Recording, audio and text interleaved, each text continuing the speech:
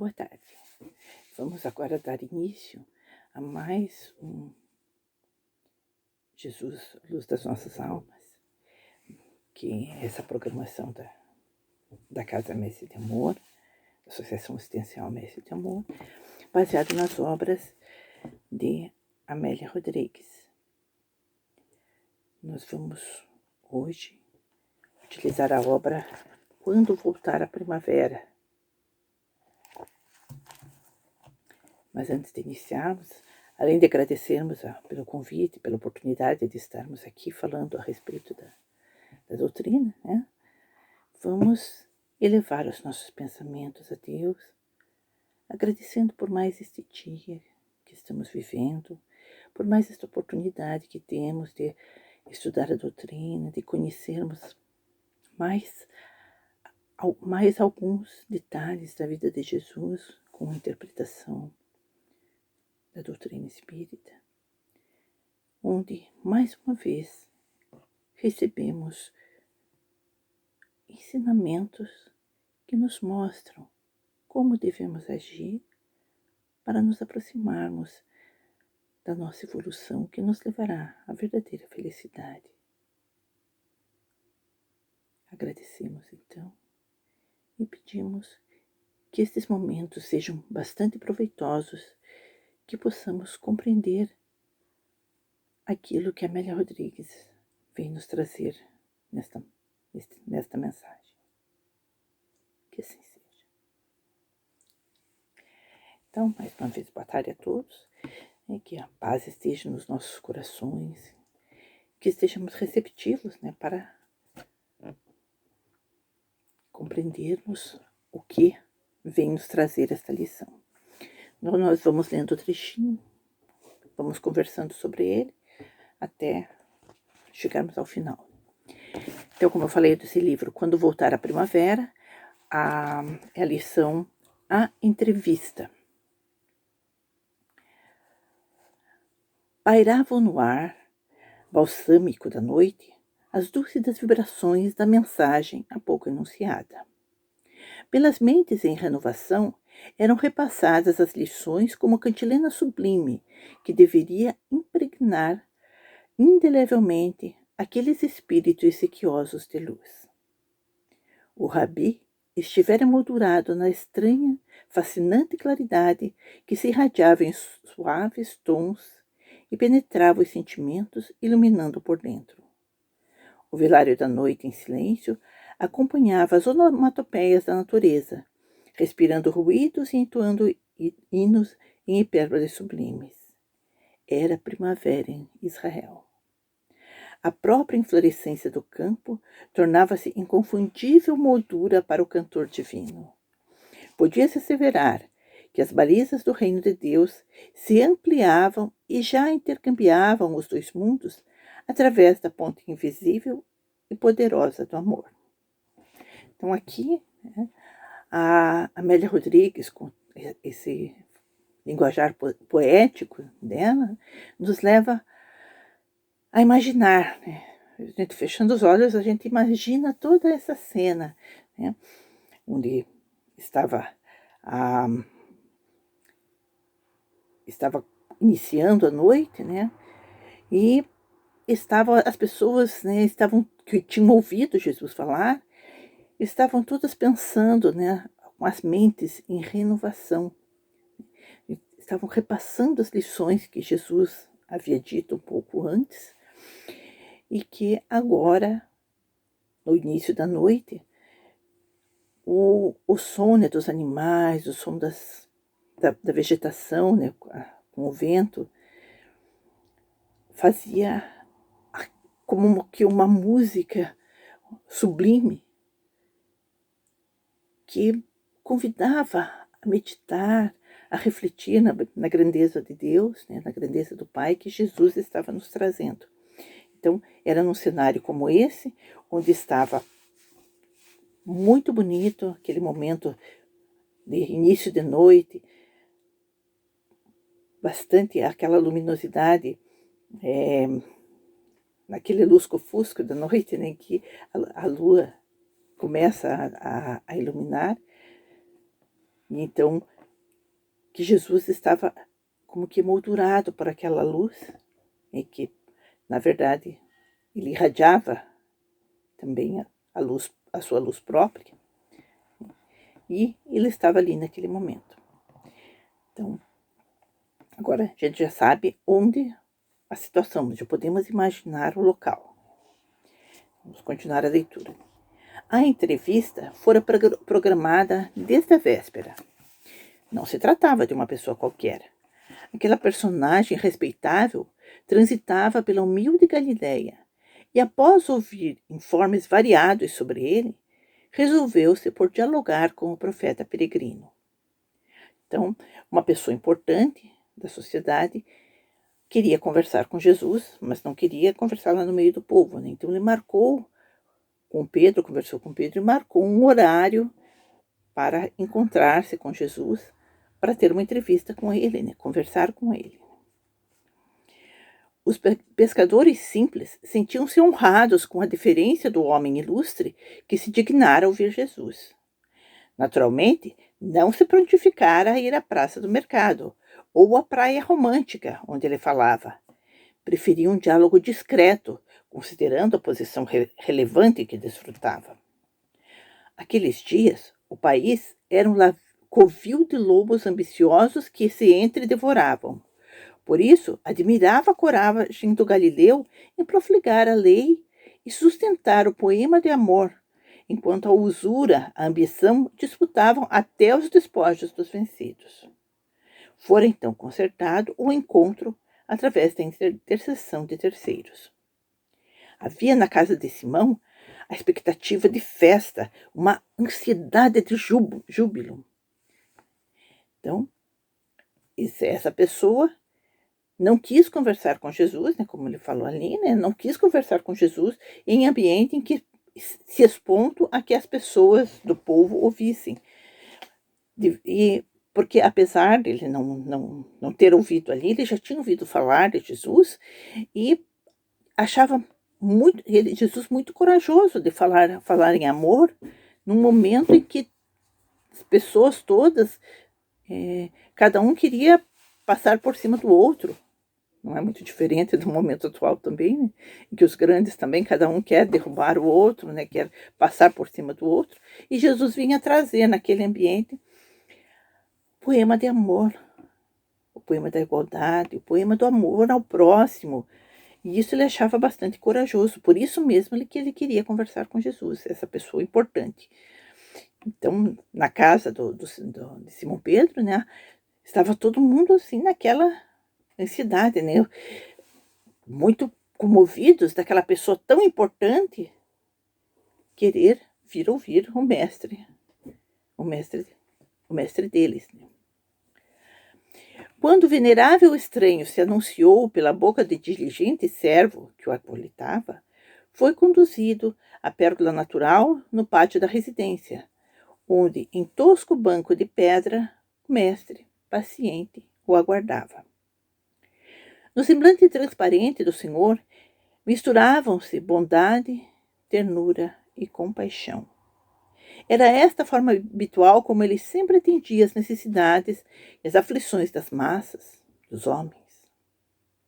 Senhor, exclamou o velho pescador, visivelmente emocionado, aqui se encontra o fariseu Jocaba ben Mordecai, que nos escutou referências à tua palavra e, interessado pela construção do mundo novo, honra a nossa casa. Então, Pedro veio apresentar a Jesus esse ilustre visitante. E Jesus o estava recebendo, transparecendo bondade, ternura e compaixão.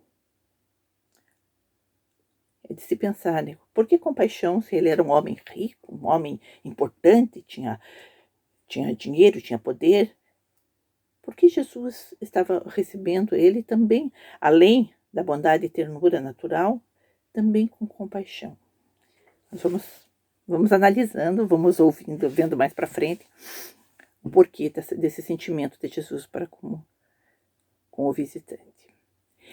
O visitante ilustre, habituado ao formalismo, inoperante, curvou-se em atitude de respeito e quando ergueu a cabeça, deparou com os tranquilos olhos de Jesus que o penetravam docemente, qual traduzissem a inocência de uma criança confiante.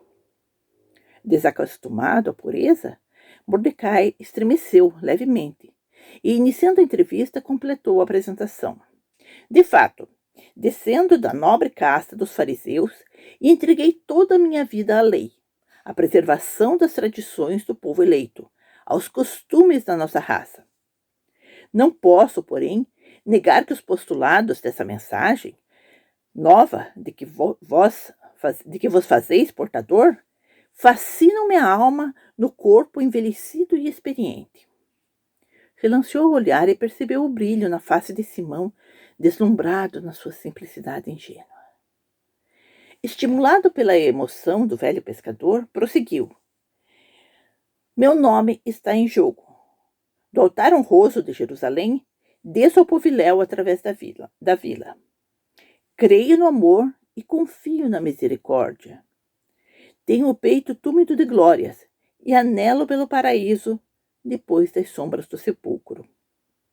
Uma força inexplicável trouxe-me até aqui e ouso dizer que confio em vós. A austeridade do Torá dá-me forças. No entanto, o amor e a ternura que pregais dilatam esperanças, renovam a vida e abrem horizontes aos que permanecem a resto do chão no charco da ignorância. Não pude resistir a este momento, nem subitar o desejo de conhecer-vos. Possuo bens e pretendo colocá-los às vossas ordens. Anelo estar ao vosso lado, porém gostaria de permanecer anônimo, a fim de que não corra riscos desnecessários. Compreendeis? Silenciou enquanto o mestre o contemplava sereno. Como o intervalo se fizesse demasiado longo, Simão interrogou. Que dizeis, senhor, diante de tão nobre e respeitável oferta? Então, nós vemos aqui, né, que Jesus estava ali ouvindo com a maior atenção, né, disposto ali a ouvir a preleção do fariseu.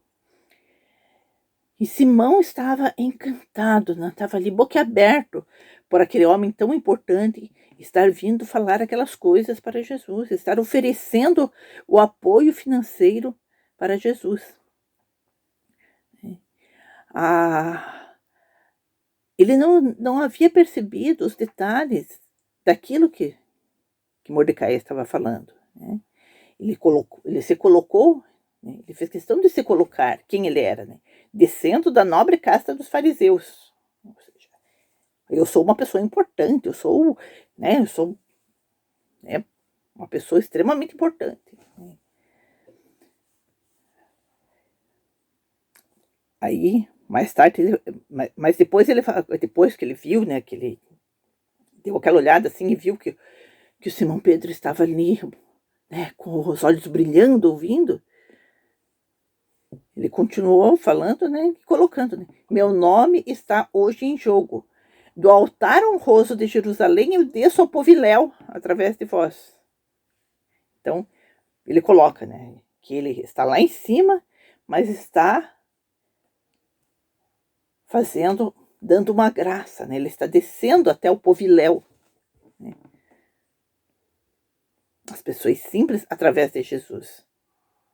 Então, ele está se colocando exatamente assim, né, que ele está lá em cima e está se dignando a vir até a ralé, né, o poviléu, como ele fala, devido àquilo que ele havia de Jesus, né, porque ele confiava naquilo que Jesus estava falando, ele estava achando muito interessante tudo aquilo, né.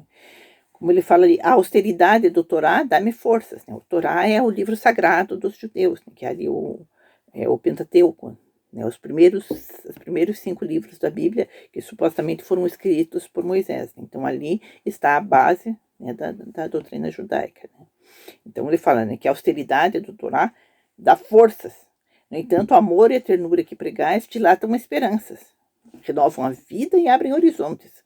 Então, ele estava achando aquilo tudo muito interessante. Mas, Ele quer ajudar, mas não quer que ninguém saiba que ele está ajudando para ele não correr riscos desnecessários. Jesus permanece em silêncio. Então, Simão Pedro, né, já fica agoniado com aquela demora, né, de Jesus, né, e pergunta, né, que dizeis, Senhor, diante de tão nobre e respeitável oferta? Então, Jesus responde, né, que o Pai é o magnânimo doador de todos os bens, sem imposição de qualquer natureza, nem receio algum. Deus, porém, nos oferece a sua ajuda através de outros homens, exclama Simão Pedro. E o senhor Mordecai é o enviado providencial para a vossa obra, não vos parece? O mestre espraiou os olhos pela noite em festa e, apontando-os embora o coruscante de astro, né, aquele céu brilhante, né, cheio de estrelas, respondeu gentil. O reino de Deus, Simão, se estabelece no coração, como no infinito se molduram os astros, perto e longe. Quando tal ocorre, ninguém o vê de pronto, porque não oferece paisagem exterior. O homem renovado, porém, o sabe. É muito distinta a oferenda do ilustre e venerável Mordecai. Mas o Pai, através de mim, está chamando aqueles que não têm um nome a perder, nem uma posição de destaque a oscilar. São expressivos e valiosos os bens e tesouros que esparzem esperança e conforto, diminuem a dor e renovam a alegria de viver. Todavia, a dádiva de que sou portador independe de bens externos e luariza interiormente, libertando de todas as necessidades, das que engendram a fome e a dor, o problema e a luta. O nosso visitante, não obstante muito bem intencionado, está comprometido com o mundo e enrodilhado nos grilhões do relevo social, cujas honrarias teme perder, não podendo seguir conosco. Sob o balbucio das ondas, o mestre afastou-se delicadamente, enquanto Pedro, encabulado ante o espanto da autoridade israelita, em descontrole pela revolta que dele se apossou, tentava acalmá-lo. O interlocutor untuoso, disposto a dar os valores perecíveis, não, porém, o tratamento da fidelidade, estremunhado, envolveu-se no manto e partiu revoltado. Então, depois de ouvir Jesus, Mordecai retirou toda a disposição para ajudar, né? E não realmente, ele queria dar dinheiro, mas não queria dar a sua fidelidade. Ele não queria se expor por Jesus, pela nova doutrina que ele estava trazendo. E depois de se descontrolar, revoltado, enquanto Pedro tentava acalmá-lo, ele foi embora sem olhar para trás. Porque ele não entendeu o que Jesus estava falando. Porque normalmente, quando nos dispomos a fazer alguma coisa, não paramos para pensar se aquilo é exatamente o correto. Estamos bem intencionados, mas não sabemos se aquilo vai ser útil, se é aquilo que é necessário. E quando temos a humildade, ao nos ser dito que não é aquilo que está sendo preciso, que precisaríamos auxiliar de outra forma, se temos humildade, nós aceitamos e auxiliamos da forma que nos é possível. Se não tivermos humildade, vamos agir como Mordecai agiu aqui. Porque o que Jesus disse para ele era a verdade que ele não estava disposto a ouvir, né? De que ele estava disposto a doar dinheiro. Ele estava disposto a se desfazer de moedas, mas não estava disposto a seguir o Cristo realmente. Ele não queria ficar mal diante da sociedade, diante das pessoas que que o tinham em alta conta como uma autoridade. Imagina se soubessem que aquela autoridade estava seguindo Jesus. Ah, não, imagina, eu não me misturo com o povo. Ele não queria isso.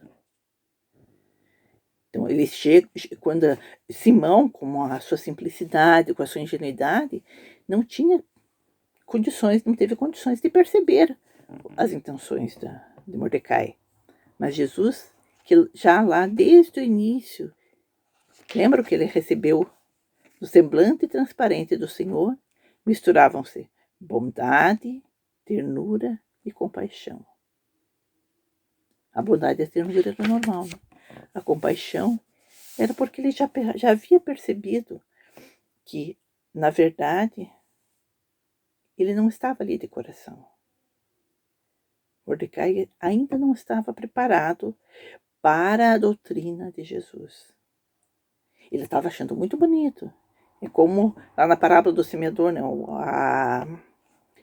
As sementes que caíram na estrada logo vieram ser devoradas pelos passarinhos e dali não surgiu nada. Como também Kardec coloca, né, os tipos de espíritas, né, como tem aquele espírita que ouve, que acha a doutrina, nossa, isso é maravilhoso, fora da caridade não há salvação, tudo isso é maravilhoso na doutrina, nossa, isso é muito bonito.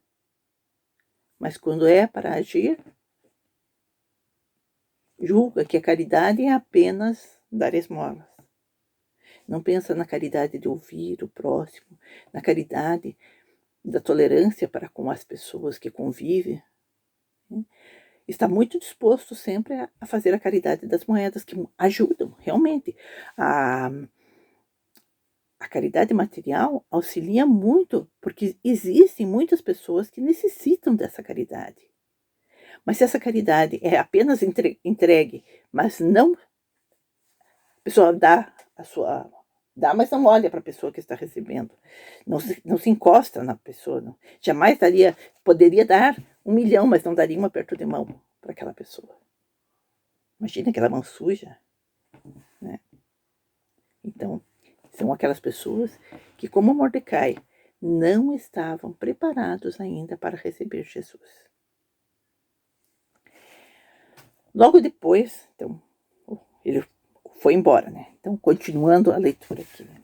Logo depois, o discípulo amargurado acercou-se do amigo divino e, sem poder ocultar o próprio desapontamento, interrogou. Então, Pedro foi tirar satisfação de Jesus, né? Não dizes estar convocando trabalhadores para a Boa Nova? Por que a atitude com o venerável candidato que nos poderia defender perante as altas cortes? Trabalhadores sim, Pedro, retrucou o mestre, sem enfado ou mágoa. Nunca, porém, negociadores dos divinos favores. Não nego que Joacaba ben Mordecai é o homem valioso para o mundo. Convém, todavia, não esquecer que todos os valores provêm do Pai, e que a mais alta corte que existe é aquela cuja autoridade se origina do alto, cujos decretos se manifestam pela consciência de cada um. Não tem tristezas, portanto. Chegará o dia em que o Evangelho penetrará os lares com a pureza sublime da verdade. Os homens se reunirão em família, na intimidade da oração e do diálogo feliz, sem que se faça necessário negociar com os dominadores transitórios da terra, que conquistaram o mundo e, após os gozos, ante o túmulo que se lhes abre, invencível, apressam-se por conquistar em negócios enganosos um posto de honra no reino da justiça e da paz. Para tal cometimento, legiões de trabalhadores invisíveis operarão em meu nome, infatigavelmente. Não tenhamos pressa. A obra de amor é lenta, sem embargo, segura. Ao longe oscilavam as ânsias dos astros, embaladas de luz. Então nós vemos que Pedro, que também ainda lhe faltavam conhecimentos, lhe faltava perspicácia, Ele também ficou, não entendeu, mas como? O cara vem aqui, quer ajudar, e Jesus dispensa? Uma pessoa importante dessa, Jesus mandou embora. Ele não fala sempre que precisa de trabalhadores para a Boa Nova, para espalhar a Boa Nova. E quando vem uma pessoa que tem condição de custear viagens, fazer uma porção de coisas, ele dispensa. Fez com que o homem fosse embora com raiva, que ele não vai querer ajudar mais, não. Por que Jesus fez isso? Por isso que ele vai. Né, que Jesus havia se afastado, ele terminou de falar aquilo que para o Mordecai, né, e se afastou. Né. Aí Pedro foi atrás de Jesus para tomar satisfação, né, perguntar por quê, que ele não tinha entendido o porquê da rejeição. E então Jesus explica que a Boa Nova necessitava de trabalhadores que estivessem dispostos a doar o seu coração. Como se diz, entrar de cabeça na doutrina de Jesus. Que estivesse disposto a aprender e a praticar, sem se importar com o que vão falar. Sem se importar se vão dizer, nossa, você está seguindo Jesus? Você enlouqueceu? Né? Então, que é o que aconteceria com o Mordecai, se ele assumisse que estava ajudando Jesus, os seus correligionários iriam dar um gelo nele. Nós vemos, assim, o que aconteceu com Paulo de Tarso quando ele resolveu seguir Jesus. Ele não pôde mais continuar sendo um doutor da lei. Ele não foi mais aceito no grupo do qual ele fazia parte. Porque o que as pessoas que ainda não estavam preparadas para os ensinamentos de Jesus julgavam que aqueles que o seguiam eram loucos, né? E quem queria conviver com um louco, sendo que não se conhecia cura para a loucura naquela época. Os loucos eram deixados de lado. Por isso que Mordecai não queria se expor. Então, mas Jesus deixa bem claro: não tenhamos pressa. A obra do amor é lenta, sem embargo, segura. E agora, 2000 anos passados, ainda temos aqueles que ainda agem como Mordecai, que ainda não estão preparados para compreender a grandeza do amor sublime que nos ensinou Jesus, que ainda não estão preparados para doarem de si mesmos, e não apenas do que lhes sobra, para agirem de acordo com os ensinamentos de Jesus, que aquelas pessoas que o verem vão saber, né? Como Jesus disse, reconhecereis vós por serem meus discípulos, pelo tanto que vos amardes. Então, é isso que que Amélia Rodrigues nos trouxe, né? Que Jesus vem nos falar da necessidade de amarmos, de nos dedicarmos aos ensinamentos que ele nos trouxe com o nosso coração. Nos entregarmos de corpo e alma. O queiram pensar de nós, não importa. Se temos a convicção dentro de nós, não importa. Atualmente já não existe tanto preconceito contra nós espíritas, né? Mas já houve época que as pessoas que se diziam, que assumiam que eram espíritas, também eram perseguidas. Ainda hoje existe um certo preconceito. Mas se nós, por conta disso, não assumimos, né, que somos espíritas, nós estaríamos concordando com as pessoas que têm preconceito, E aí estaremos alimentando esse preconceito, porque se eu não digo que eu sou espírita, sendo que eu sou, é porque eu não quero que saibam. E por que eu não quero que saibam? Porque é errado? Porque é feio? Então, eu estou alimentando o preconceito. Claro que a gente não vai sair com uma tabuleta na mão, dizendo, né, sou espírita. Mas quando indagados, não devemos negar. Às vezes pode ser necessário que a gente dê uma explicação do que é o espiritismo.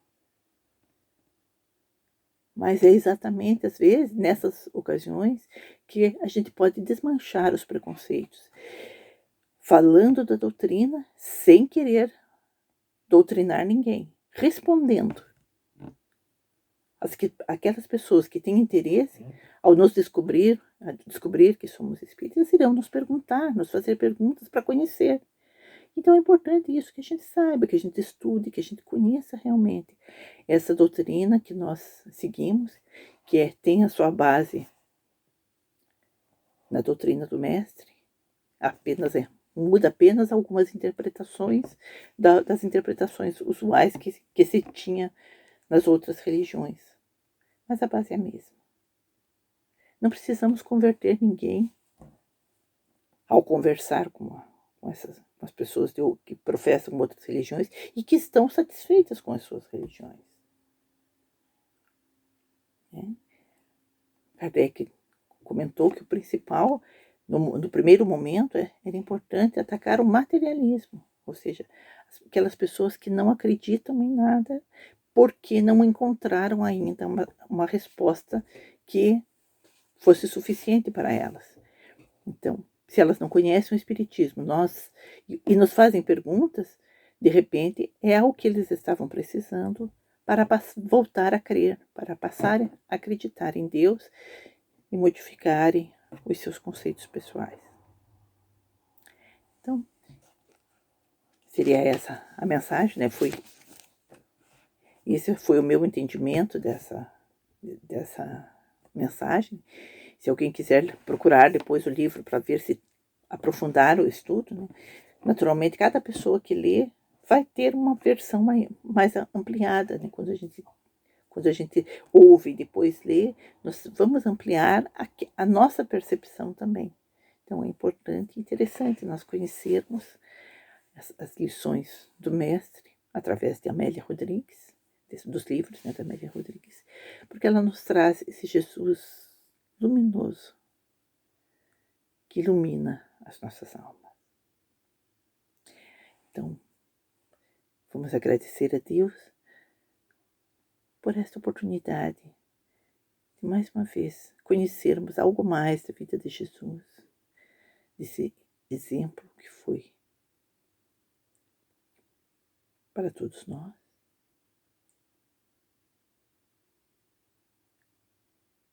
Que possamos terminar o nosso dia com muita paz e com muitas reflexões acerca do tema em questão.